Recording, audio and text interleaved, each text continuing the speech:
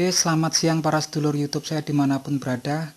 Bertemu lagi dengan saya Agung Wijanarko. Seperti biasa, hari ini kita akan ngobrol-ngobrol seputaran tanaman herbal dan informasi kesehatan yang update di sekitar kita ya. Jadi di depan para sedulur sekarang nih ada salah satu tanaman yang agak antik ya, warnanya kuning. Itu tanaman yang sebenarnya sudah saya bahas di video sebelumnya. Itu tanaman berlangkas atau kedondong laut ya. Kedondong laut itu biasanya dipakai orang Sunda untuk lalapan dan memiliki kandungan ferit yang tinggi, yaitu 30 mg setiap 100 gram dari daun tersebut, juga mengandung vitamin A serta C. Oke, kalau yang kemarin saya bahas itu tanaman kedondong lautnya itu hijau, yang ini agak bule kekuningan ya, dan biasa ditanam untuk pagar sekaligus untuk lalapan. Tapi tema kita hari ini mungkin nggak bahas tentang itu, saya cuman ingin berbagi cerita pengalaman tentang diet raw food ya, yaitu kalau bahasa Indonesianya diet makanan mentah. Jadi kenapa saya sering ngumpulin tanaman-tanaman yang bisa dilalap seperti beluntas, ini kedondong laut, kemudian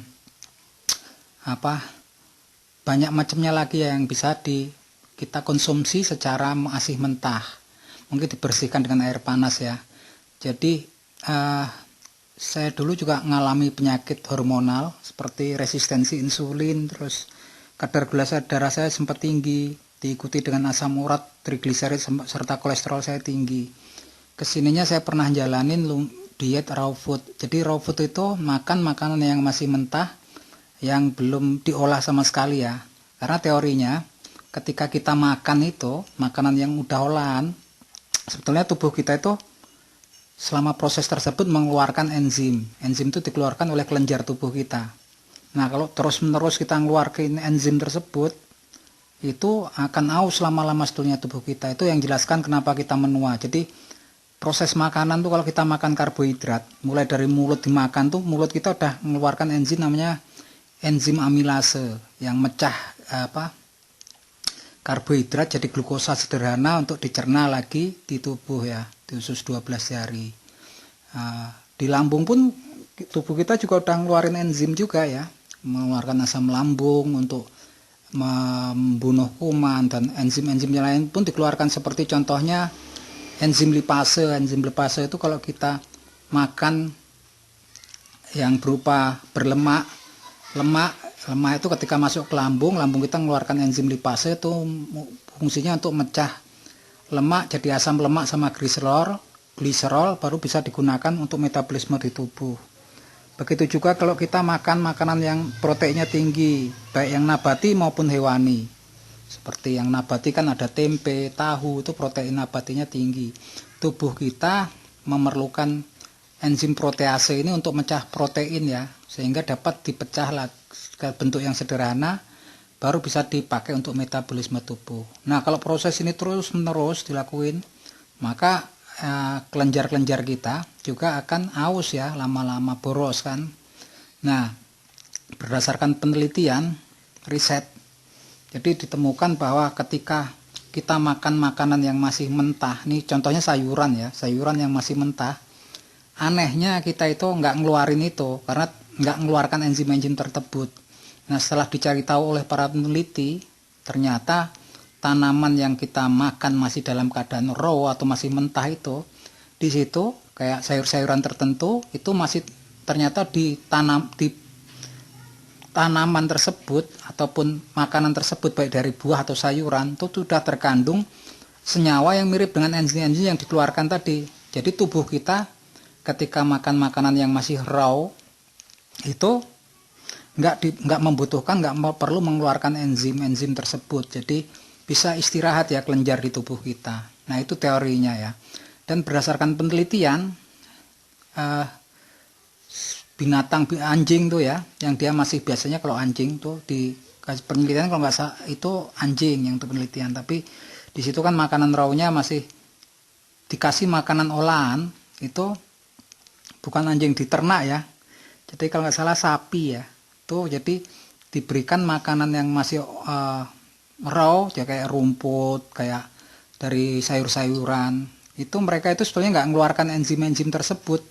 yang di mulut mereka, kayak model enzim amilase, macam-macam enzim yang ada di mulut binatang itu. Baru setelah 6 hari sampai dengan 7 hari berturut-turut, ketika dia diberi makanan yang udah olahan seperti dedek yang udah dimasak, kemudian gandum yang udah dimasak, ternyata mulut mereka dan organ di mulut mereka itu mengeluarkan enzim-enzim tersebut untuk mengolah makanan tersebut. Jadi pengeluaran enzim itu berdasarkan teori, katanya itu fisiologi, jadi proses yang normal pada makhluk hidup. Kesininya para peneliti juga meyakinkan bahwa itu sebenarnya proses patologis yang nggak normal, karena pada penelitian pada hewan, ketika mereka pakai diet yang di alam, diet yang raw, mereka di mulut mereka nggak mengeluarkan enzim-enzim tersebut, kelenjar-kelenjarnya. Tapi ketika mereka diteliti, dikasih khusus makanan yang olahan, setelah 6-7 hari, di mulut hewan-hewan tersebut mengeluarkan enzim-enzim untuk nyerna makanan yang udah olahan itu tersebut. Jadi dari sini kesimpulannya, kalau kita jalanin diet raw food tuh sebetulnya kita organ-organ kelenjar tubuh kita akan istirahat ya sebetulnya. Jadi saya pernah jalanin itu lumayan ya, ketika dulu mau berangkat ke Kuwait, itu saya takut untuk tes kesehatan karena waktu itu gula darah saya sempat tinggi. Jadi saya jalanin itu 1 bulan sebelum berangkat ke Kuwait. Dan alhamdulillah ketika mau berangkat saya tes di Indonesia aman, kemudian di luar negeri juga aman. Pada waktu itu gula darah saya sering tinggi, kolesterol sama trigliseridnya. Kebetulan waktu itu saya kerja di salah satu rumah sakit terbesar di Jakarta, yaitu Jakarta Selatan, Rumah Sakit Fatmawati, sebelum pergi ke Kuwait. Nah, saya itu pengalaman pribadi pada waktu belum mau berangkat ke luar negeri ya. Lumayan itu waktu itu bisa ngontrol kadar gula darah saya, kolesterol sama trigliserid. Saya cuma jalanin murni diet raw food kurang lebih 2 mingguan lah sebelum pergi ke Kuwait. Nah, kesininya saya udah nggak jalanin lagi, tapi ini mau mulai lagi, makanya saya kumpulin tanaman yang bisa dilalap ya, untuk lalapan. Oke, kurang lebihnya gitu bagi cerita dari saya. Kebetulan kan saya sekeluarga juga punya riwayat penyakit. Orang tua saya itu penyakit jantung, penyakit diabetes, terus hiperkolesterol ya, kolesterolnya tinggi, trigliseridnya tinggi, pokoknya hiperlipidemia lah. Nah, ini lumayan ketika memakai diet raw food, diet makanan mentah, sangat membantu dan memang saya sudah membuktikan sendiri ya. Oke, gitu aja informasi dari saya. Untuk teman-teman yang senang nonton video saya, silahkan bisa subscribe, bisa ketuk loncengnya, bisa share untuk support channel ini biar bisa jalan terus bikin video ya. Oke, gitu aja. Matur nuwun untuk para sedulur yang udah nyisihkan waktunya untuk nonton video saya. Salam seduluran dari saya Kang Wijanarko dari Kota Cianjur, Jawa Barat. Matur nuwun.